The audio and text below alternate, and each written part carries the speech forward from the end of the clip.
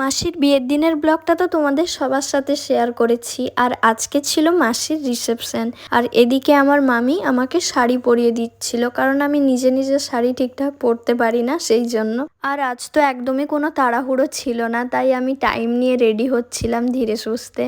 আর জানো, আমার মাসির যেখানে বিয়ে হয়েছে, মানে মাসির শ্বশুর বাড়ি, আমাদের বাড়ি থেকে প্রায় মাত্র 10 মিনিটের রাস্তা, মানে একদম হেঁটে হেঁটে গেলেই পৌঁছে যাব। প্রায় 8:30টার দিকে আমরা রেডি হয়ে গেছিলাম আর হেঁটে হেঁটেই যাচ্ছিলাম সবাই মিলে।